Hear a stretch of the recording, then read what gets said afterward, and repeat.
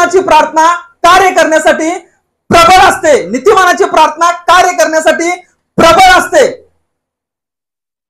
तुम्ही जी प्रार्थना करताय देवाच्या वचनांच्या मध्ये सांगितलंय त्याच्यामध्ये एक बल आहे, त्याच्यामध्ये एक फोर्स आहे, त्याच्यामध्ये एक शक्ती आहे, त्याच्यामध्ये एक सामर्थ्य आहे। वचनांच्या नुसार तुमच्या प्रार्थनांच्या मध्ये एक बल आहे, एक फोर्स आहे, एक शक्ती आहे, एक सामर्थ्य आहे जे काम करते। म्हणून वचनांच्या मध्ये सांगितलेलं आहे, मराठीमध्ये सुंदर शब्द आहे प्रबल, म्हणजे बलशाली। तुमची प्रार्थना ही बलशाली प्रार्थना आहे, तुमची प्रार्थना ही सामर्थ्यशाली प्रार्थना आहे। नीतिमानाची प्रार्थना ही बलशाली प्रार्थना आहे, सामर्थ्यशाली प्रार्थना आहे।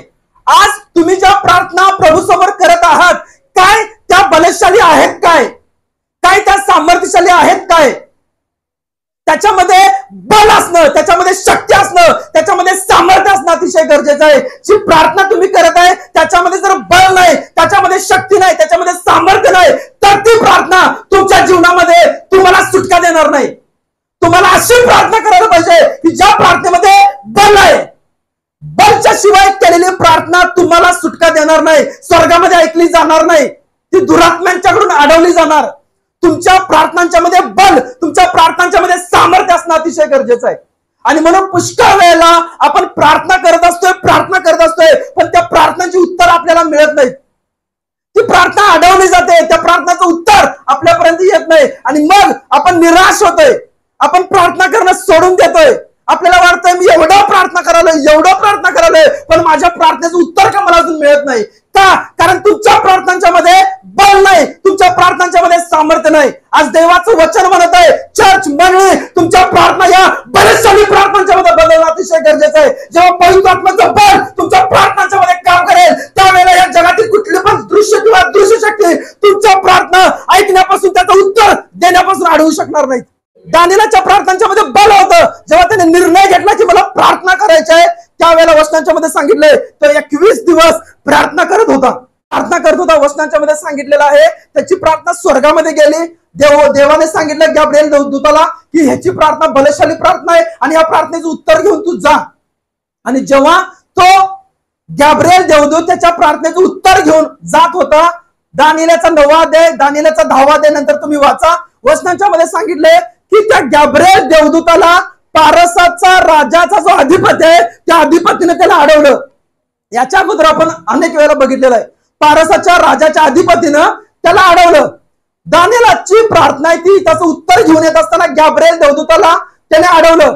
आता पारसाचा राजा त्यावेळेला कोण होता? पारसाचा राजा करत आहे पारसाचा राजा कोरेश याच्या कारकिर्दीमध्ये, म्हणजे एक राजा आहे ज्याची सत्ता त्या काळामध्ये जे राजे होते, अर्थशत राजा नबुकदनेझर राजाची सत्ता आहे 127 प्रांतांच्या वरती होती, दर्यावेश राजाची सत्ता 127 प्रांतांच्या वरती होती, अहेश्वेश्वर राजाची सत्ता आहे ती हिंदुस्थानापासून ते कुशापर्यंत पसरलेली होती।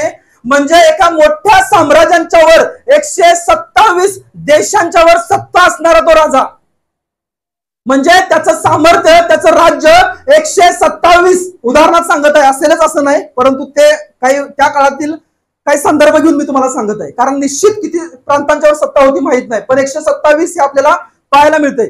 दानिएलच्या 8व्या अध्यायामध्ये दर्यावेश राजाची सत्ता 127 प्रांतांच्या वरती होती आणि त्या 127 प्रांताधिकाऱ्यांच्या वरती 3 होते आणि त्या तिघांच्या पैकी मुख्य दानिएलचा होता। 127 प्रांतांच्या वर त्याची सत्ता असेल पकडूया, तर एवढं मोठं साम्राज्य, म्हणजे तेवढ्या मोठ्या साम्राज्यांच्या वरती अधिराज्य गाजवणारा दुरात्मा पारसाचा राजा कोरेश याचा अधिपती, म्हणजे पारसाचा राजा कोरेश याला चालवणारा दुरात्मा, याच्यावरती अधिराज्य गाजवणारा दुरात्मा किती बलशाली असेल विचार करा। 127 प्रांतांच्या वरचा दुरात्मा किती मोठा असेल, किती बलशाली असेल, त्याला किती अधिकार असतील। 127 प्रांतांच्या राजांना, 127 प्रांतांच्या अधिकाऱ्यांना चालवणारा दुरात्मा किती बलशाली असेल। आणि दानिएल आता प्रार्थना करत आहे आणि दानिएल युद्ध करत आहे त्या बलशाली दुरात्म्याशी। जर दानिएलच्या प्रार्थनेमध्ये बल नाही तर त्याची प्रार्थनेचं उत्तर त्याला मिळणार नाही, कारण तो अशा एका दुरात्म्याशी सामना करत आहे ज्याचं सामर्थ्य 127 प्रांतातील लोकांच्या वर, राज्यावर पसरलेला आहे, म्हणजे तो बलशाली आहे। आता दानिएलने प्रार्थनेचा निर्णय घेतलेला आहे, तो प्रार्थना करत आहे प्रभू हे वचन सिद्धीत जाऊ दे, हे वचन सिद्धीत जाऊ दे, हे वचन, आणि मग त्याच्या प्रार्थनेचं उत्तर देवाने ऐकलं आणि देवदूत जो गॅब्रिएलला देव म्हणत आहे, दानिएल प्रार्थना करत आहे आणि त्याच्या प्रार्थनेचं उत्तर घेऊन तू खाली जा. आणि मग आकाशातील दुरात्मे म्हणजे 127 प्रांतांच्या मध्ये जे आकाश आहे, जे आपल्याला दिसतं आकाश, त्याच्यामध्ये दुरात्मा आहेत. तिथला जो अधिपती आहे पारसाच्या राजाचा कोरेसाचा दुरात्मा अधिपती, तो दुरात्मा, तो अधिपती त्या गॅब्रिएल देवदूताला अडवलेला आहे, पकडलेला आहे. तुला मी जाऊ देणार नाही त्या दानिएलच्या प्रार्थनेचं उत्तर घेऊन. आता दानिएल प्रार्थना करत आहे आणि दानिएलाच्या प्रार्थनेमध्ये बल होतं. दानिएलाच्या प्रार्थनांच्या मध्ये सामर्थ्य होतं. वचनांच्या मध्ये सांगितलेलं आहे. म्हणून 21व्या दिवशी, त्याच्या प्रार्थनेच्या 21व्या दिवशी देवाने जो आद्य देवदूतांच्या पैकी मुख्य जो आहे मिकाएल याला गॅब्रिएलाच्या मदतीसाठी पाठवलं. आणि ज्या गॅब्रिएलला त्या दुरात्म्याने अडवलेलं होतं, त्या दुरात्म्याला मिकाएलने बाजूला केलं आणि गॅब्रिएल त्याच्या प्रार्थनेचं उत्तर घेऊन खाली आला.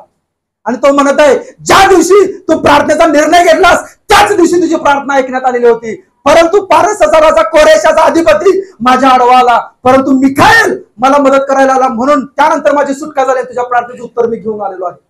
आज तुमच्या जीवनातली बंधनं, तुमच्या जीवनातले त्रास ज्या दुरात्म्याने अडवलेले आहेत, त्यांच्यापेक्षा जास्त बलशाली तुमची प्रार्थना असणं गरजेचं आहे. तुमच्या प्रार्थनांच्या मध्ये सामर्थ्य असणं गरजेचं आहे. तोपर्यंत ती सुटका तुम्हाला मिळणार नाही.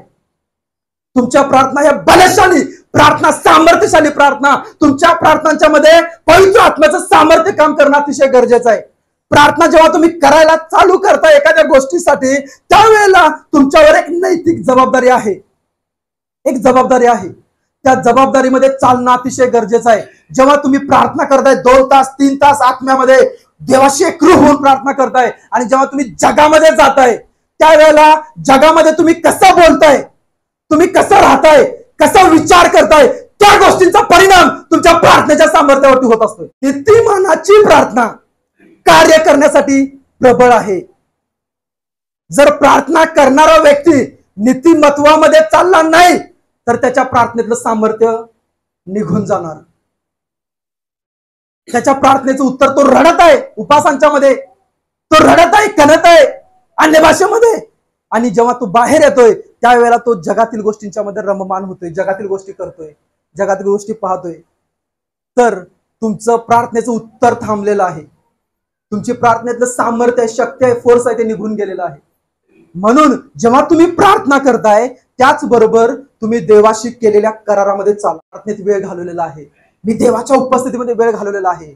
मी माझ्या डोळ्यांनी, मी माझ्या मुखाने, मी माझ्या विचारांच्या द्वारे, मी माझ्या कृतीच्या द्वारे देवाच्या वचनाच्या विरोधातल्या गोष्टी करणार नाही. ज्या वेळेला तुम्ही कराल त्यावेळेला तुमच्या प्रार्थनेतलं सामर्थ्य आहे ते निघून जातं. तुम्ही रडाल, किंचाळाल, ओरडाल, परंतु तुमच्या प्रार्थनेमध्ये बल येणार नाही जोपर्यंत तुम्ही आपले मार्ग बदलणार नाही, जोपर्यंत तुम्ही नीतिमत्वामध्ये चालणार नाही तोपर्यंत. दानिएल हा नीतिमान होता, नीतिमत्वामध्ये चालणारा होता, म्हणून त्याच्या प्रार्थनांच्या मध्ये बल होतं. असा एकच व्यक्ती या पृथ्वीवरती होता की ज्याची प्रार्थना अडवण्याचं सामर्थ्य कोणामध्ये नव्हतं, आणि तो आहे आपला येशू. येशूने प्रार्थना केली त्या क्षणी, त्याच्यासाठी जेव्हा जेव्हा येशू प्रार्थना करायचा, लोकांच्या डोक्यावर हात ठेवायचा, त्याच्यासाठी जेव्हा तो पुढे यायचा एखाद्या व्यक्तीच्या जीवनामध्ये सुटका व्हावी यासाठी, दुरात्म्यांचं जे केंद्र आहे, आकाशातलं केंद्र आहे, तिथं सगळं ट्रॅफिक जाम असायचं पहिला. पण येशू आला की ट्रॅफिक रिकाम, दुरात्म्यानं बाजूला व्हा, कारण येशूची प्रार्थना त्याचं उत्तर आहे ते येणार आहे. त्याची प्रार्थना आपल्या कोणी अडवण्याचं सामर्थ्य आमच्यामध्ये नाहीये. पण जर दुसरा कोणी प्रार्थना करायला आहे तर लुसिफर आज्ञा करायचा, जा अडवा ती प्रार्थना. पण येशू प्रार्थना करायला आहे, हालेलुया, शिट्टी वाजवली जायची आत्मिक जगतामध्ये, आणि सगळं ट्रॅफिक रिकाम करा. जसं अँब्युलन्सला जागा देतात तसं येशूच्या उत्तरला जागा द्यायची, रस्ता द्यायचा. का? कारण त्याची प्रार्थना अडवण्याचं सामर्थ्य, कारण तो नीतिमान होता. वयाच्या 30 वर्षापर्यंत तो नीतिमत्वामध्ये चालला. त्याने पापाला जरा पण संधी दिली नाही आपल्यामध्ये काम करायला. आणि म्हणून जो सगळ्यात उच्च अधिपती लुसिफर आहे, तो जेव्हा येशूची परीक्षा घ्यायला आला त्याला देखील येशूने हरवलं. आणि म्हणून त्याने सगळ्यांना सांगून ठेवलेलं, याच्या नादाला कोणी लागायचं नाही, याच्या नादाला लागायचं सामर्थ्य आमच्या कुणामध्ये नाही. आणि मग वचनांच्या मध्ये, म्हणून जेव्हा येशूचा बाप्तिस्मा झाला त्यावेळेला आकाशातून वाणी झाली, हा माझा परमप्रिय पुत्र आहे. जेव्हा तुम्ही नीतिमत्वामध्ये चालताय, मोहांच्या मध्ये न अडकता वचनांच्या मध्ये चालताय, मुखाने पाप करत नाही, डोळ्याने पाप करत नाही, नीतिमत्वामध्ये चालताय. हालेलुया. देव तुमच्याविषयी म्हणतोय, हा माझा परमप्रिय पुत्र आहे, याच्यासाठी मी स्वर्ग आणि पृथ्वी हलवून सोडणार. आणि म्हणून आपण प्रार्थना केलं तर आपल्याला एक जबाबदारी आहे. त्या जबाबदारीमध्ये आपल्याला चालणं गरजेचं आहे. ती जबाबदारी, त्या पवित्रतेमध्ये चालणं तुमच्या प्रार्थनेला बळ देते, तुमच्या प्रार्थनेला शक्ती देते. आणि जगातील कुठली पण ताकद तुमची प्रार्थना अडवण्याचं सामर्थ्य त्याच्यामध्ये नाहीये. प्रार्थना केली म्हणजे विषय संपला असं नाहीये. प्रार्थना केल्यानंतर अधिक जबाबदारी तुमच्यावरती येते की मी एवढं रडून प्रार्थना केलेली आहे, एवढं रडून मी 3 दिवस उपवास केलेला आहे. तो अभिषेक आहे, तो मला सांभाळून ठेवायचा आहे, तो मी घालवणार नाही. एक साधीशी चूक तुमच्या प्रार्थनेतलं सामर्थ्य ते काढू शकते. छोटी चूक. मोठ्या चुकांचं तर मला बोलायचंच नाही. छोटी चूक मी सांगत आहे.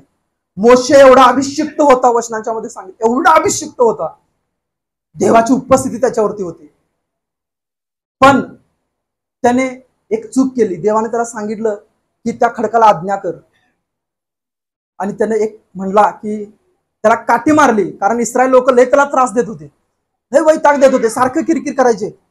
आम्ही इथं मरायला आणलेस काय? मग देव म्हणला ठीक आहे, ह्या लोकांना माझी मी बघून घेतो. मोशे त्या खडकाला आज्ञा करतो, पाणी येईल त्यातून. मोशेने आपल्या हातातील काठी त्या खडकावरती मारली रागाने. पाणी तर आलं, परंतु परमेश्वर म्हणाला तुझी एक चूक आहे ती तुला लय महागात पडणार आहे. इतक्या दिवस तुझी इच्छा होती कनान देशात जायची, आता ती पूर्ण होणार नाही. कनान देश तू लांबूनच पाहशील. एक आत्मिक जगतातील आपली छोटीशी चूक तुमच्या प्रार्थना आहेत, त्या प्रार्थना थांबू शकतात. म्हणून वचन सांगत आहे, नीतिमानाची प्रार्थना कार्य करण्यासाठी प्रबळ आहे.